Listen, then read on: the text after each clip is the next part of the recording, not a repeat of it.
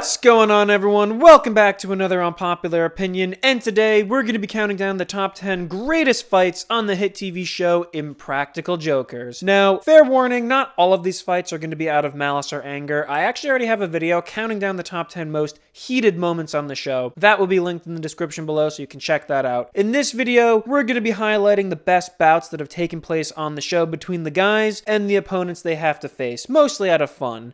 So, without any further ado, let's jump right into this. Number 10, Q versus Tommy Dreamer. You're about to wrestle, bitch! In this episode, Q is the big loser, and for his punishment, the guys set him up bad. They tricked Q into thinking he was going to perform in a Peter Pan musical, but in actuality, he was about to wrestle at a House of Hardcore event. His march music was a really cheesy, girly tune, and he had to walk into the ring and embarrass himself even further. Everybody, right now, yell out your favorite scene from The Notebook!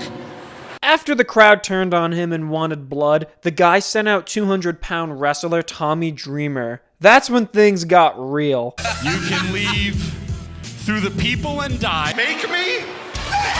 That's when Tommy laid a beating on Q. He walked in there, a little boy. He's walking out, a little girl. This fight was truly epic. Number 9, Q versus Olympic fencer. During this Refuse You Lose challenge, the guys pose as fencing teachers, and they have to get a student to agree to take future classes with them. However, during Q's turn, Joe surprises everyone by having champion and Olympic fencer Soren Thompson come in and face off against Q. So you're just gonna, you're gonna fence Soren. What ensues is Q being destroyed in a sword fight. He was no match for Soren. All right, this ain't the Olympics no more. This is street.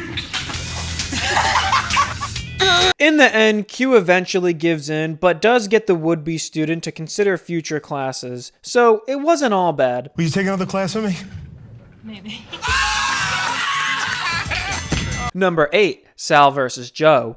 So this wasn't really a fight, but it was more so horseplay between two friends, but it was still pretty funny. In this episode, Joe and Sal were working behind the counter at an ice skating rink in a Refuse You Lose challenge. Things were going pretty good until they try to make Sal eat food out of an ice skate. Can you just eat it, man? There's no way I'm eating everything. Joe tries to get Sal to eat a french fry by pulling a Lady in the Tramp, but Sal couldn't do it. I mean, with most sincerity, go yourself. However, Joe pushes a fry into his mouth anyway, which gets Sal going. He tackles Joe and pushes him to the ground and shoves chicken fingers and french fries in his face while holding him to the floor. A friendly fight between friends for sure, but man, this was so funny. Next. Number 7, Murr versus Joe's brother-in-law. Now, again, this wasn't really a fight, but it does have some tense history behind this. In this episode, Murr was the big loser, and he had to dress up as a human piñata. A bunch of kids were sent to attack him, but things got real when Joe's brother-in-law steps up to bat. Is that your brother-in-law? Joe's brother-in-law was apparently very upset with Murr for grabbing his wife's butt in an earlier episode, so he comes in swinging hard. Just a joke, it's just a joke. Oh my God. I deserve that. Now put the bat down. He beats Murr with a wiffle ball bat and whacks him until the candy comes out. Again, this wasn't really much of a fight, but we can't blame the brother-in-law for wanting to take a swing at Murr after what he did. You should respect marriage a little bit more.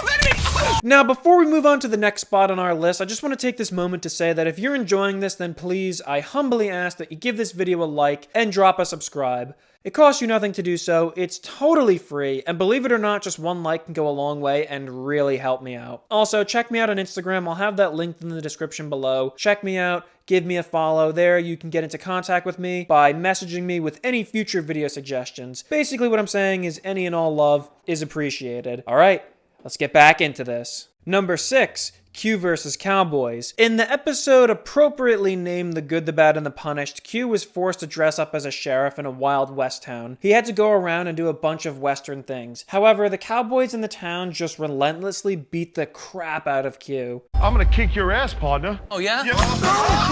And basically the rest of the punishment is Q being thrown around and decked. What the f? But at least it ended in a cool way with a Wild West showdown. The gun's stuck in the holster. Number 5, Sal vs. the Zombies. In this awesome punishment, Sal was told to go deep into the sewer under the city. As he makes his way through the bowels of NYC, he finds his nieces locked in a cage in an eerily lit chamber. Before Sal even gets a chance to find the key, he's rushed by an army of LARPers dressed as zombies. It's a zombie apocalypse! Oh my god! Sal then had to fend off the zombies long enough to retrieve the key and save his nieces. And in the process, he cracked a few zombie skulls, if you know what I mean. You look like an action hero, buddy. This is it. Now, I know this was a LARP situation, but goddamn did Sal look so cool fighting off the zombies in that dimly lit corridor of the city. Get away from me, you sons of bitches! Number 4, Murr versus Kayla Harrison. In this episode, Murr was the big loser, and in this punishment, he had to attend a fancy cocktail party, but the catch was he had to grapple with Olympic gold medal winning martial artist Kayla Harrison. Take her out. Wait!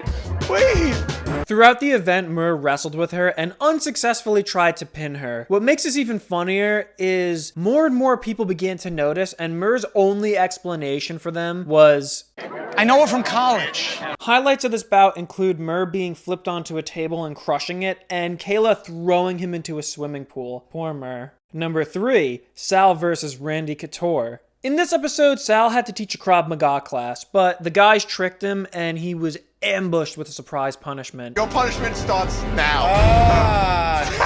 Okay. So the guy set up a match between our boy Sal and Randy Couture. In case you don't know this, he's a 3-time UFC heavyweight champion. And all Sal had to do was pants Randy, so the two go at it. And even though Randy was going light, surprisingly, Sal didn't go down without a fight. All you gotta do is tap. But it all ended with Sal submitting and Randy taking off his pants and walking away in style. Number 2, Q versus Brazilian JiuJitsu Cow. Again, we have Q in a mismatched fight punishment. Q had to perform in a stunt show type play where he has to play a spider with karate skills. I'm a spider, and I know karate. Spider punch.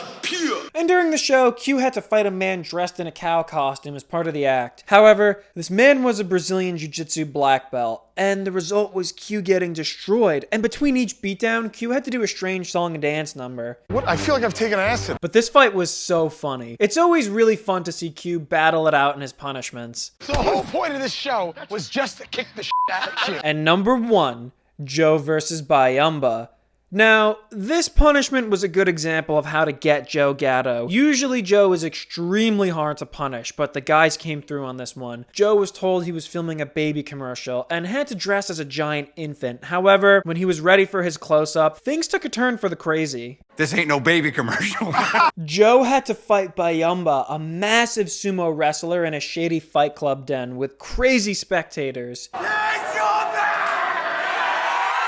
Joe and Bayamba wrestle it out, but Joe was no match for the sumo wrestling tank. Overall, this battle was so great, and I give Joe a lot of credit for stepping up against Bayamba. Well, my friends, that's all I have for you. If you enjoyed this video, then drop a like and hit that subscribe button. Remember, just one like can go a long way and really help me out. Also, while you're at it, how's about you check out my Fistful of Dollars reaction video? You can see that by clicking the link below. Anyway, guys, thanks for watching, and I'll see you on the next Unpopular Opinion.